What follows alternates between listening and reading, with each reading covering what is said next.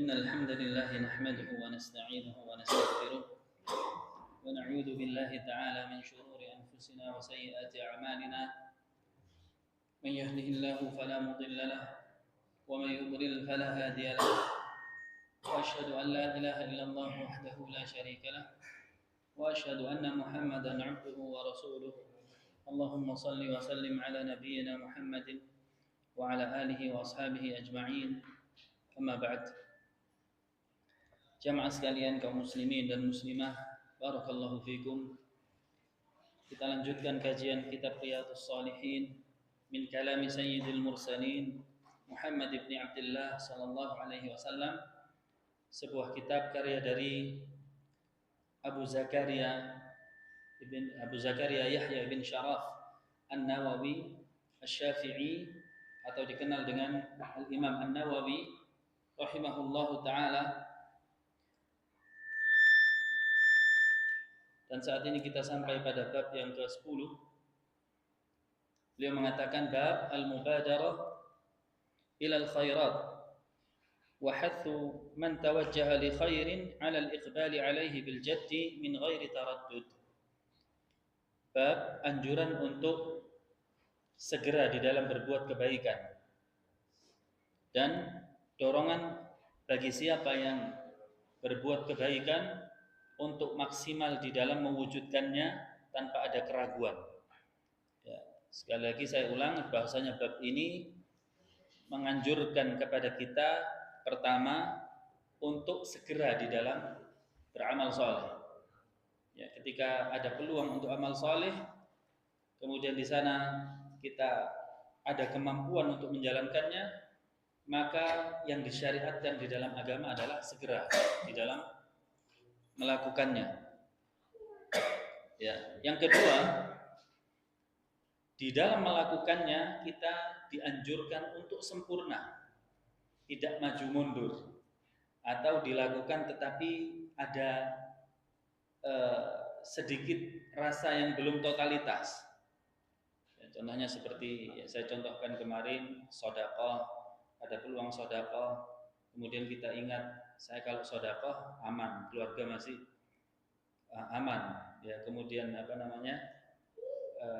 kebutuhan sehari-hari masih aman, kemudian sedekah cari 2000-an.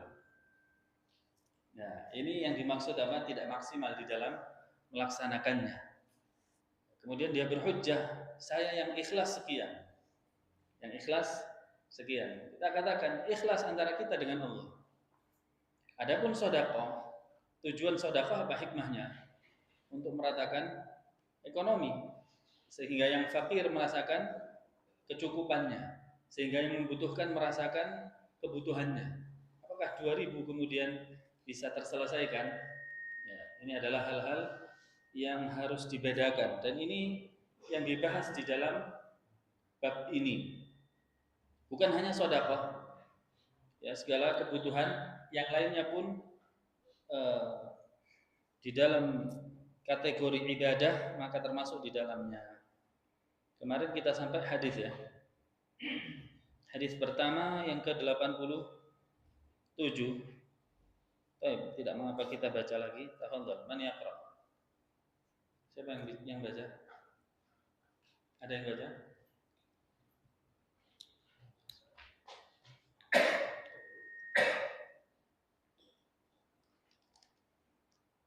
Ada. Oh, di balik situ. Tafadhal.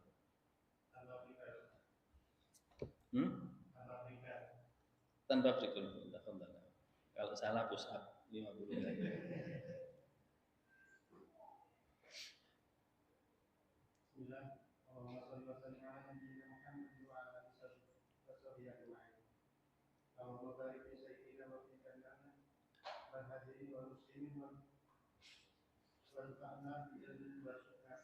Amin.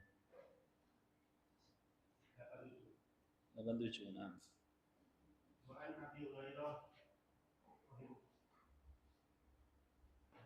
Radhiyallahu anhu. Qala Rasulullah sallallahu alaihi wasallam, qaribu basadidu. Hadis 87.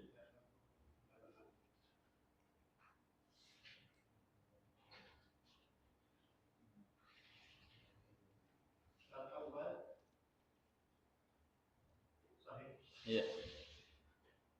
An Abi Hurairah radhiyallahu anhu anna Rasulullah sallallahu alaihi wasallam qala badiru bil a'mal bi fitanan kaqi qa'i laili muslim yusbihu rajulun mu'minan wa yumsi kafiran wa yumsi mu'minan wa yusbihu kafiran yadi'u dina bi'aradin minal dunya.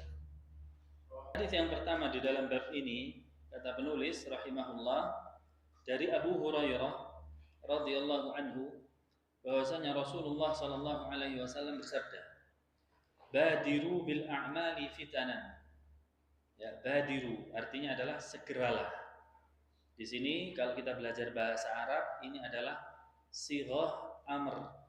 Sighah amr, bentuk perintah. Di dalam ilmu usul fikih, asal hukum perintah itu wajib. Sama dengan bahasa Indonesia.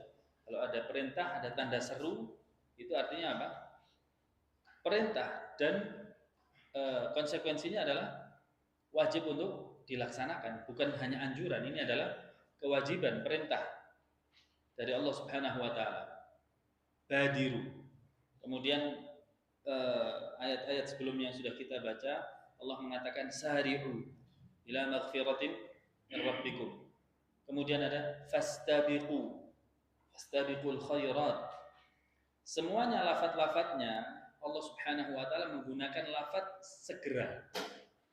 Kata para ulama, ini menunjukkan bahwasannya ketika di situ ada peluang kebaikan, baik hukumnya wajib maupun sunnah. Perhatikan, saya ulang, ketika di situ ada peluang kebaikan, ketika entah hukumnya wajib atau sunnah, kita bisa melakukannya, maka segeralah. Maka segeralah melakukannya. Ya. Sebagian kaum muslimin ketika mengetahui ini hukumnya sunnah, terbersit dalam pikirannya apa? Kan cuma sunnah. Sunnah adalah yang dikerjakan dapat pahala, ditinggalkan tidak apa-apa. Yang dia ambil adalah kalimat terakhir, ditinggalkan tidak apa-apa. Adapun makruh, ketika berhadapan dengan makruh bagaimana? Kan cuma makruh, dikerjakan tidak apa-apa, ditinggalkan dapat pahala.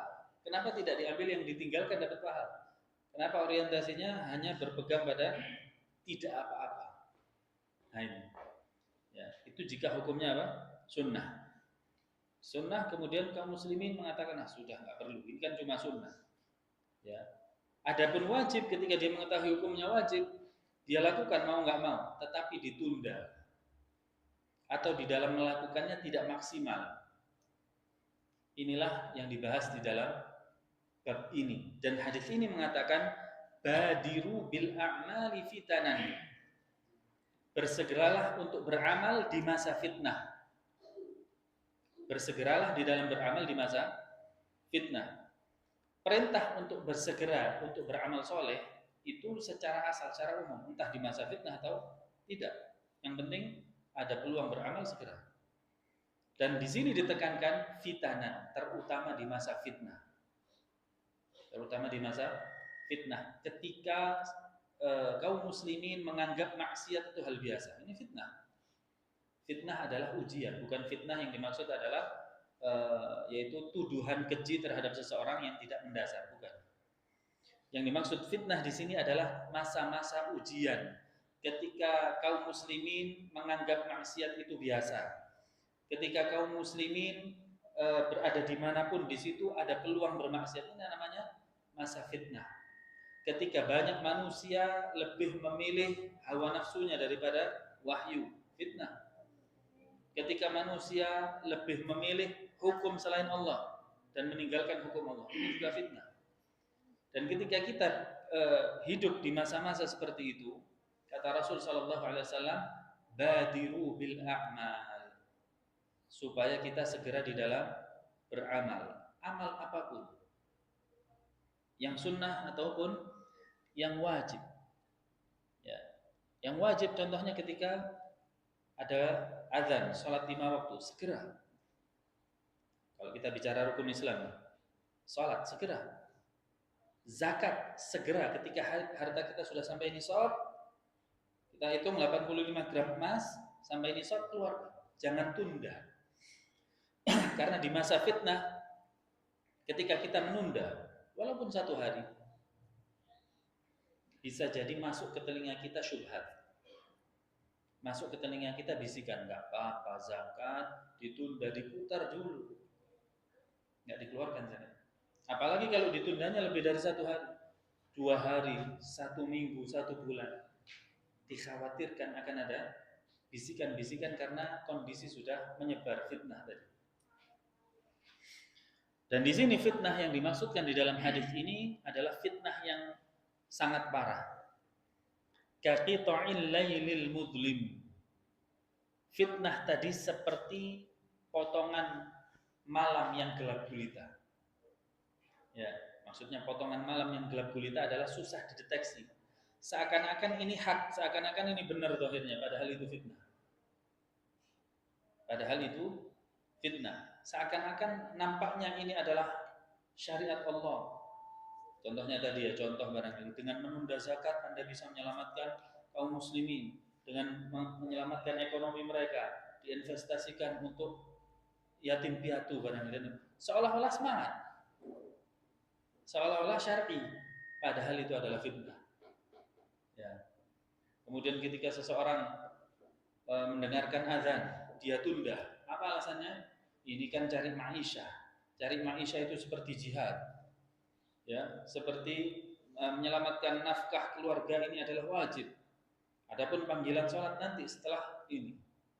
Setelah itu bagaimana? Dia capek.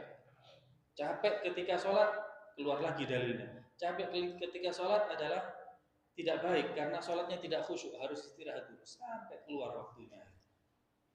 Ini yang dimaksud fitnah. Ya, dan ini bisa kita rasakan jamaah sekalian. Maka jangan sampai ketika ada kebaikan yang sampai di telinga kita, dengan syarat ada dalil ya, dengan syarat ada dalil sampai ke telinga kita, kebaikannya itu jelas, ada dalilnya, kita bisa melakukannya, bismillah jalan. Jangan pedulikan kanan dan kiri, jalan. Ini perintah yang dimaksud dalam hadis ini. Badiru bil a'mal fitanan kaqita'il lailil mudlim. Yang fitnah tadi seperti potongan malam yang gelap gulita, tidak bisa dideteksi. Yusbihur rajulu mu'minan. Bahkan pada saat itu kata Rasulullah, ada orang yang pagi harinya beriman, sore harinya kafir. Menundanya sampai sehari? Tidak sampai sehari. Pagi dan petang sudah berubah keimanan. Ya. Wa yumsi kafiran wa yusbihu mu'minan. Ya. Wa yumsi mu'minan wa yusbihu kafiran. Ada juga yang sore harinya beriman, pagi harinya kafir. Ini akibat gejolak fitnah pada zaman itu luar biasa. Sehingga seseorang yang sudah pegang teguh dengan sesuatu bisa lepas. Bisa lepas. Nah ini ikhwan fiddin rahimani wa rahimakum. Tadi walaupun sholat, zakat, apalagi puasa, ada peluang puasa segera lakukan. Haji ini juga ya, haji dan umrah juga termasuk. Seperti pembahasan kemarin ya, yang datang di hari Ahad, saya katakan kebanyakan kaum muslimin mengira hukum umrah adalah hukum yang tidak penting. Ya, anggap memang di situ para ulama berbeda pendapat, sunnah muakkadah dan wajib. Sunnah muakkadah dan wajib, dan pada waktu itu sudah saya jelaskan yang rajih adalah yang wajib. Walaupun sunnah muakkadah seperti apa contohnya? Menyembelih. Apa hukumnya ketika seseorang punya uang masuk 10 Dzulhijjah tidak digunakan menyembelih? Kata Rasulullah, la taqrabanna musalla. Jangan dekati musalla kami, padahal hukumnya sunnah muakkadah. Sunnah muakkadah. Sunnah yang mendekati wajib muakkadah. Ya, Maka demikian pula kemarin saya jelaskan, kebanyakan kaum muslimin ketika sudah punya uang, tidak mau dia berangkat umrah, alasannya untuk nabung haji. Untuk nabung haji. Padahal ketika dia belanjakan uangnya untuk umrah, dia mendapatkan pahala yang besar, dan menunda sampai waktu haji, ini belum jatuh kewajiban pada dia. Kan haji itu wajib ketika mampu. Di saat belum mampu, belum wajib. Kenapa mengejar yang belum datang kewajibannya dan meninggalkan hal yang sudah datang kewajibannya, atau yang sudah datang sunnah muakkadah, yaitu pertama. Yang kedua, proses penundaan dia dalam menabung untuk haji, alasannya siapa yang menjamin usianya, siapa yang menjamin ajalnya. Nah ini fiddin, rahimani wa rahimakumullah. Ini masih banyak perkara yang lainnya. Contohnya ketika dia mendengar ada pelajaran tahsin barangkali, baca Al-Quran, ya belajar baca Al-Quran, dia ini asik ini baca Al-Quran. Aduh, tapi nanti yang datang muda-muda, saya tua, nanti sajalah. Nah ini termasuk ditunda lagi sampai akhirnya dia sudah selesai usianya tanpa bisa membaca Al-Quran atau tanpa benar di dalam membaca Al-Quran. Ya. Dan ilmu-ilmu yang lainnya atau amal soleh yang lainnya. Ini yang ditakutkan, dikhawatirkan oleh Nabi Shallallahu Alaihi Wasallam, sehingga nanti ujungnya ketika fitnah itu sudah gejolaknya sangat tinggi, urusannya antara iman dan kafir. Yusbihu mu'minan wa yumsi kafiran. Pagi hari dia beriman, sore hari bisa kafir. Atau sebaliknya, sore hari beriman, pagi hari kafir. Karena gejolak fitnahnya luar biasa. Di sini disebutkan beberapa faedah oleh penulis. Yang pertama, hadis ini menjelaskan wajibnya berpegang teguh terhadap agama dan bersegera di dalam beramal soleh sebelum datang penghalang yang menghalanginya. Hadis ini menjelaskan kepada kita untuk berpegang teguh kepada agama. Di masa fitnah yang ada di diri kita apa? Din, agama, dan hawa nafsu. Agama yang ada dalam dada kita, agama dan hawa nafsu. Contohnya tadi orang kerja, dengar azan, agama atau hawa nafsu ini, dia kalahkan yang mana? Di saat dia zakat sudah masuk nisab, wah harta saya berkurang, hawa nafsu, tapi agama mengatakan keluarkan. Nah hadis ini menjelaskan kepada kita untuk pegang teguh, pilih agama, jangan pilih hawa nafsu. Dengan memilih agama mungkin pahit di depan, tetapi di belakangnya akan selamat. Akan tetapi jika memilih hawa nafsu mungkin manis di depan, ke belakangnya dia akan sengsara dan menyesal. Nah, contohnya seperti tadi, orang belajar tahsin, belajar baca Al-Quran, waduh, nggak pas ini, banyak anak mudanya, saya malu. Ini contohnya, ini insya Allah tidak di sini ngomongnya, yang di luar. Saya menemukan di luar sana. Jadi malu, di akhirnya apa? Sampai sakit tidak bisa keluar dan tertunda belajar Al-Qur'annya. Ya. Ini makanya di sini disebutkan wajib pegang teguh terhadap agama sebelum datang penghalang. Ya, sebelum datang penghalang. Banyak sekali penghalang dan kita tidak bisa deteksi. Kita tidak bisa deteksi mana penghalang.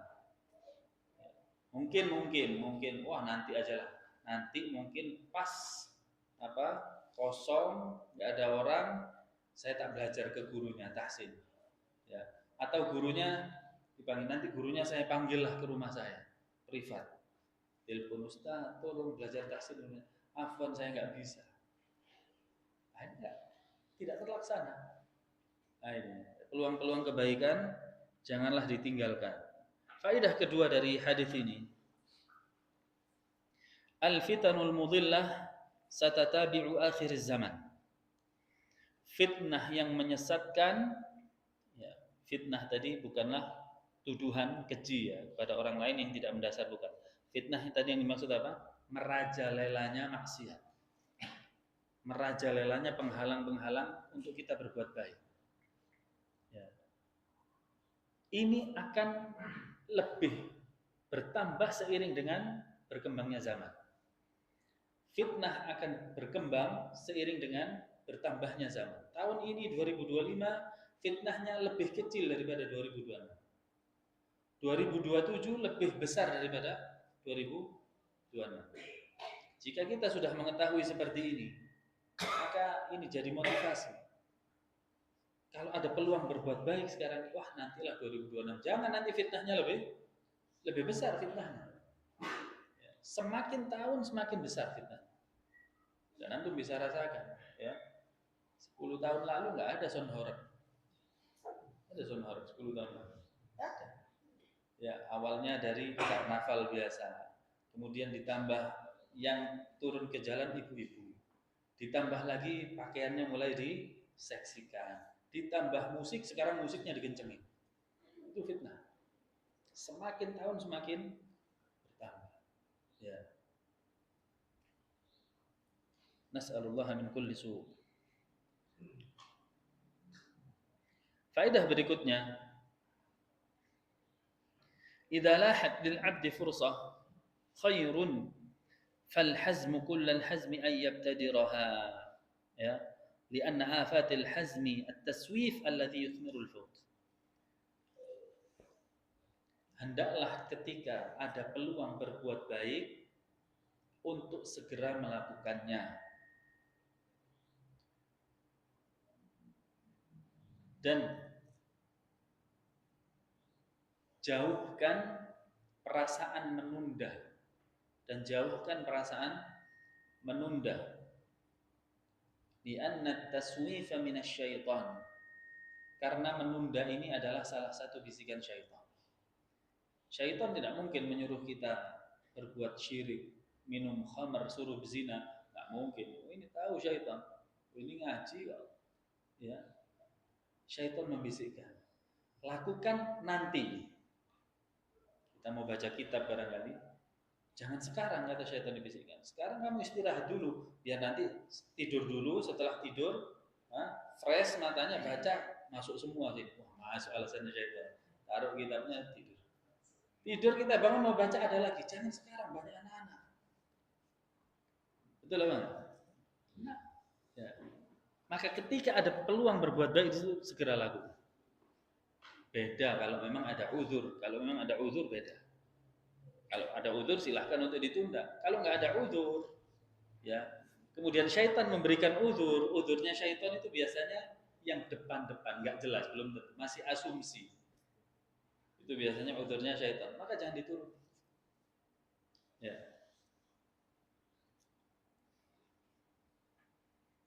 Faedah berikutnya,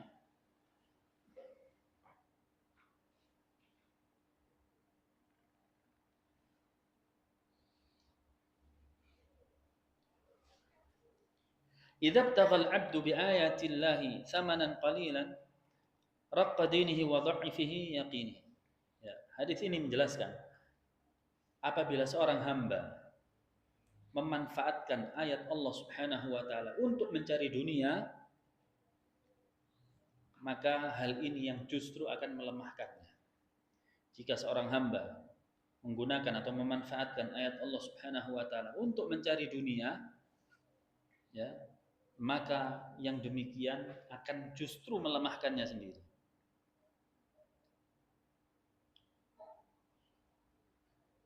Yang dimaksud di sini adalah pekerjaannya orang-orang Yahudi dan Nasrani, ya, rahib-rahib mereka dan pendeta-pendeta mereka. Kebiasaan mereka adalah demikian, yaitu menggunakan ayat-ayat Allah Subhanahu wa taala di dalam Taurat dan Injil untuk mengais rezeki, memperkaya diri. Ya, untuk memperkaya diri, dan disebutkan oleh Allah Subhanahu wa taala banyak sekali di dalam Al-Qur'an. Bagaimana sikap mereka? Mereka mengubah-ubah ayat, ya, kemudian menyampaikannya kepada manusia sesuai dengan hawa nafsunya, sehingga manusia cinta kepada dirinya dan memberikan dunianya. Ya. Yang harusnya mereka lakukan pada ayat-ayat Allah adalah menjelaskan, bukan mencari ridha manusia, tetapi mencari ridha Allah Subhanahu wa taala. Nah, ketentuan kedua, hal ini akan mengandung pertanyaan kepada kita, apa hukumnya Ustaz mengerjakan ibadah disertai dengan niat mendapatkan dunia? Kan begitu. Biasanya di dalam ketentuan seperti ini ada pertanyaan, apa hukumnya beribadah plus di dalam hati kita ada mendapatkan dunia. Jawabannya adalah boleh dengan syarat niat mendapatkan dunia tidak mendominasi. Boleh dengan syarat niat mendapatkan dunia tidak mendominasi. Contohnya bagaimana? Contohnya, barangkali ada seseorang ingin sholat Jumat. Ingin sholat Jumat, dia ingin sholat Jumat di masjid yang mungkin agak jauh, tapi tujuannya mau nagih hutang ke seseorang. Ya, pernah terjadi di diri antum? Ya, mau nagih seseorang. Ini boleh atau tidak? Jawabannya boleh, dengan syarat niat Jumatannya lebih besar. Bagaimana prakteknya? Nah, prakteknya umpama dia Jumatan seperti biasa, cari soft depan, ya, kemudian mendengar khutbah, selesai maksimal, baru dia cari mana si fulan mau ditagih hutang. Tapi kalau dari awal berangkat sholat Jumat saya pilih soft paling belakang supaya bisa mantau ini duduk mana si fulan ini yang punya hutang. Ya, khotib mau mengatakan ABC, terserah, saya mau nagih hutang. Nah, ini berarti niat menagih hutangnya mendominasi. Ini yang dilarang. Ya. Nah, begitu pula yang lainnya. Ya. Apa dalilnya? Dalilnya adalah sabda Nabi Shallallahu Alaihi Wasallam, ya ma'syar syabab, man istata'a minkumul ba'ata falyatazawwaj. Salah satu dalilnya, wahai sekalian pemuda, barang siapa di antara kalian yang sudah mampu menikah, maka nikahlah. Namun barang siapa yang belum mampu menikah, kata Nabi apa? Alaihi bisawm, maka hendaklah dia puasa. Pertanyaannya, puasanya niatnya apa? Tercampur apa enggak? Pasti tercampur, karena dia ingin nikah, enggak jadi. Niatnya dunia, tetapi puasanya karena Allah Subhanahu wa taala. Maka tercampur di sana dua niat. Ini boleh. Dengan syarat niat ikhlas karena Allahnya lebih besar. Ya, lebih besar.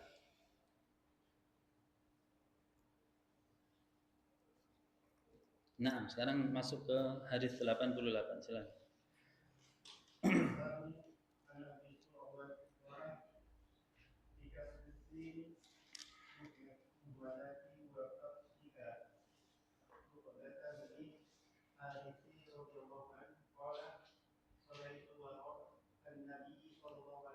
Sallallahu alaihi wasallam.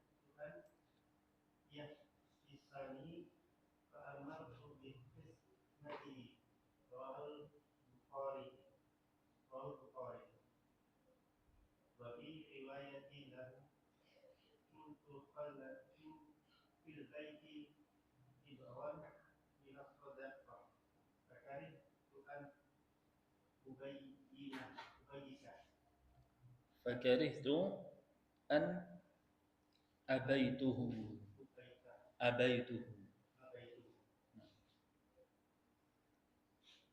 Hadis ke-88 an Abi Sirwa'ah dikasri sin, ya. Sirwa'ah dengan sin yang dikasrah.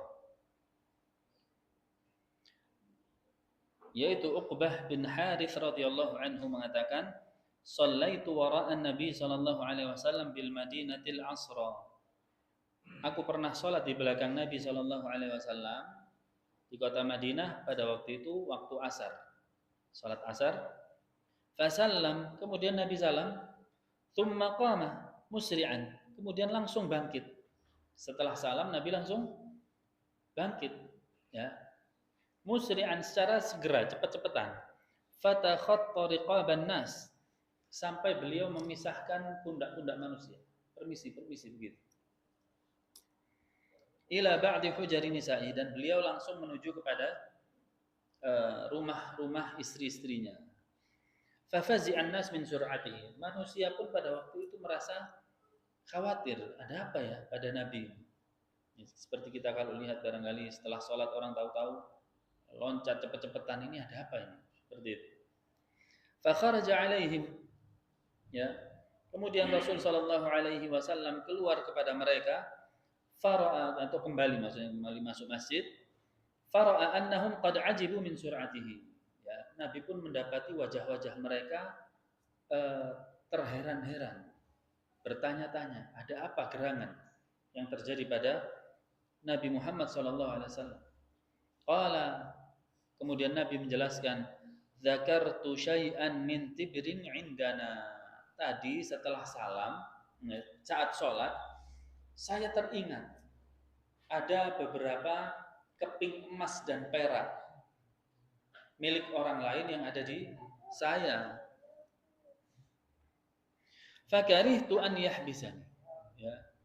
Saya tidak tenang jika emas dan perak itu ada di tangan saya. Fa amartu biqismati. Ya.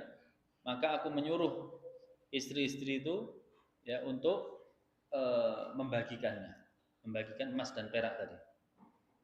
Hadis ini sahih diriwayatkan oleh Al-Bukhari. Dan di dalam riwayat yang lain disebutkan kuntu khalaftu fil baiti tibran minas shadaqah. Saya meninggalkan beberapa keping emas dan perak untuk sedekah. Berarti ketika dua hadis ini kita gabung, status emas dan perak itu adalah sedekah. Ya, adalah harta sedekah. Harta, kalau kita katakan harta zakat lah, seperti itu. Fa amartu biqismati. Ya, kemudian fakarihtu an abaitu. Maka aku tidak senang untuk menundanya. Untuk segera dikeluarkan. Nah, ini contoh dari Nabi Shallallahu Alaihi Wasallam. Beberapa faedah yang bisa kita ambil dari hadis ini. Yang pertama, jawazu qiyamil imam ba'da al-faragh min as-salah duna an yusabbiha idza atahu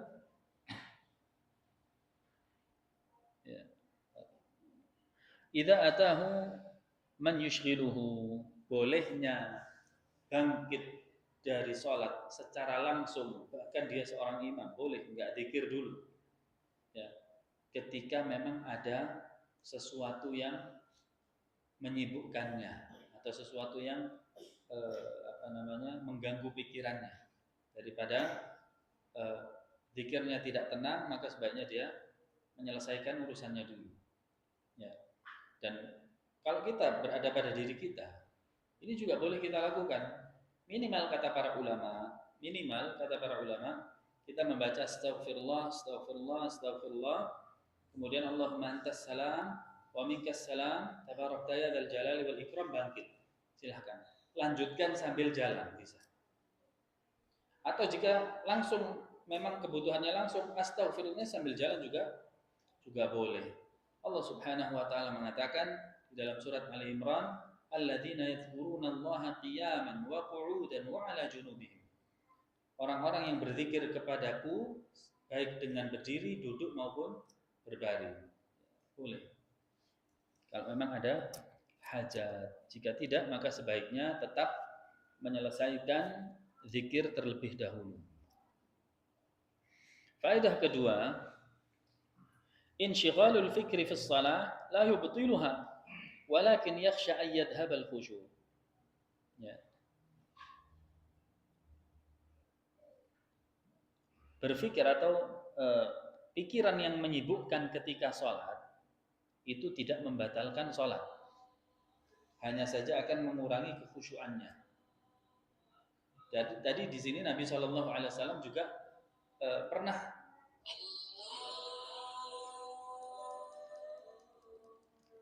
berbuat demikian ketika beliau sholat kemudian teringat sesuatu. Ya. Dan ini tidak membatalkan sholat. Ya, barangkali kita tengah-tengah sholat kemudian ingat ya, biasa syaitan seperti itu. Ya, syaitan seperti itu, kemudian kita jadi pinter Pak ketika sholat itu. Betul ya? Nanti dengar imamnya ihdinas siratal mustaqim, ihdina. Yang belajar bahasa Arab langsung. Nah di sini adalah dhamir. Dhamir muttasil berarti dia maf'ul. Itu jadi pinter ketika sholat. Ketika salam lupa gitu. Ya. Atau enggak ketika sholat juga imam sudah selesai barangkali ketika membaca ayat, potongan ayat, contohnya sampai di surat Al-Baqarah barangkali sampai ulaikal ladzina ashtaraw dhalalata bil huda fama rabihat tijaratuhum wa ma kanu muhtadin. Selesai. Allahu akbar, ruku. Tadi itu adalah sambungannya mathaluhum kamathalil ladzi istawqada nar. Jadi ruku baca Al-Qur'an padahal dilarang di situ. Di sini gangguan syaitan. Tapi yang demikian tidak membatalkan sholat, tapi wajib kita kembalikan, ya. Kembalikan ke fokus awal. Tapi di sini jelas mengurangi kekhusyuan. Nah, kita adzan dulu, ya, kemudian dilanjutkan. Gitu. Nah, kita lanjutkan sedikit. Faedah berikutnya yang bisa kita ambil dari hadis ini, dia mengatakan sahibul hajah yajuzu lahu takhatti riqaban nas. Orang yang punya hajat, ada kebutuhan, maka boleh melangkahi punggung-punggung manusia. Ya, ketika manusia berada di shaf mereka setelah sholat, maka kalau kita punya hajat mendesak, harus saat itu silahkan, ya, untuk melangkah di pundak-pundak manusia. Jika tidak atau bisa ditunda maka tunda. Karena sesungguhnya melangkah di pundak-pundak manusia ini sebenarnya adab yang kurang baik. Ya, hanya saja ketika ada kebutuhan, dicontohkan oleh Nabi tadi, beliau melangkah di pundak-pundak jamaah. Ya. Faedah berikutnya, jawazut ta'ajjub mimman fa'ala fi'lan laisa min 'adatihi. Bolehnya menampakkan sikap terheran-heran ketika melihat seseorang yang berbuat di luar kebiasaannya. Seperti tadi para sahabat terheran-heran melihat Nabi SAW yang berbuat tidak biasanya. Dan ini tidak ditegur oleh beliau SAW. Faedah berikutnya, man ra'a nakaratan fi wujuhi ashabihi yanbaghi alaihi tawdih dzalika wa daf'i syubhat. Ya. Barang siapa yang melihat wajah kebingungan pada wajah saudaranya, ya, wajib bagi dia menjelaskan alasannya. Kalau kita berbuat sesuatu yang di luar nalar, contohnya. Ya. Contohnya barangkali kita biasa sholat tidak masbuk. Sholat tidak masbuk. Selalu datang sebelum iqamah. Kemudian satu saat masbuk. Sehingga membuat para jamaah ini yang biasa melihat kita tidak masbuk, melihatnya kita menjelaskan di situ boleh. Ya, bahkan dianjurkan untuk menjelaskan. Afwan, tadi ana mungkin ada hajat di kamar mandi. Ya. Atau hal yang lainnya barangkali, atau hal yang lainnya. Ketika itu adalah kebiasaan kita, kemudian kita berbuat di luar kebiasaan dan orang-orang heran, maka hendaknya kita menjelaskan. Karena dengan diamnya kita akan menimbulkan suudzon. Dengan diamnya kita menimbulkan prasangka. Ya. Dan ini kondisi yang tidak baik. Faedah berikutnya, al-isra'u fil masyi la yunafil wiqar. Ya. Hadis ini menjelaskan bahwasanya berjalan cepat itu tidak menghilangkan wibawa. Berjalan cepat tidak menghilangkan wibawa. Seperti tadi Nabi Shallallahu Alaihi Wasallam ada kebutuhan beliau berjalan cepat, ya, dan itu tidak menghilangkan wibawa beliau. Faedah berikutnya, istihbabut takhallus mimma yushghilul qalb 'anillah wa istihbabul mubadara ila 'amalil khair. Disunnahkan untuk menyelesaikan segala sesuatu yang mengganggu kekhusyuan ibadah kita. Sunnahkan untuk menyelesaikan sesuatu terlebih dahulu yang bisa mengganggu kekhusyuan ibadah kita. Contohnya, sholat ya, sholat. Seluruh hal yang bisa mengganggu sholat, setiap dalil menyebutkan kita diperintahkan untuk melaksanakannya dulu. Contohnya kata Nabi SAW, apabila sudah datang makanan di hadapan kalian dan sudah ada panggilan Allah Subhanahu Wa Taala, mana yang didahulukan? Makanan atau makan dulu atau sholat dulu? Makan dulu dengan syarat kita waktu itu lapar. Kalau kita sudah kenyang, makanan di depan kita kan makanan dulu, Ustaz, ya. Padahal dia kenyang, ini nggak masuk. Karena di situ anjuran tersebut ada sebabnya. Sebabnya adalah kalau kita sholat kita kepikiran makanan itu karena lapar, maka dianjurkan makan dulu. Karena kalau pilih sholat dulu, sholatnya apa? Terganggu. Demikian pula hadis yang lainnya, ketika sholat zuhur, matahari sedang terik-teriknya. Ya, mungkin ini berlaku untuk daerah-daerah yang panasnya sangat terik ya. Kalau Blitar saya kira kok enggak ya. Sangat terik-teriknya. Kalau kita contohnya di Arab Saudi itu kalau lagi musim panasnya kita nggak pakai sandal Pak, itu bisa melepuh ya. Di bawah telapak ini bisa melepuh melewati aspalnya. Kalau sedang terik-teriknya kata Nabi SAW boleh ditunda sholat zuhurnya sampai matahari agak condong sedikit, mungkin agak redup sedikit, ya. Walaupun sampai dekat waktu asar nggak masalah. Yang demikian ini tujuannya untuk menjaga kekhusyuan sholat. Ya, jangan sampai kita pergi ke masjid kondisi terik kemudian sholat dengan tidak khusyuk, dan kondisi-kondisi yang lainnya pun demikian. Faedah terakhir, jawazul istinabah wa tawkil fi sarfis sadaqat ma'al qudrati 'ala al-mubasyarah. Hadis ini menjelaskan bolehnya mewakilkan pembayaran sedekah atau zakat dan yang semisalnya kepada orang lain walaupun kita mampu membayarnya sendiri. Ya. Bolehnya seperti tadi Rasulullah mewakilkan kepada istri-istrinya untuk membagi sedekah. Walaupun beliau mampu untuk membayarnya sendiri. Nah, mungkin cukup materinya sampai sini. Tafadhal jika ada yang mau ditanyakan, barakallahu fiik.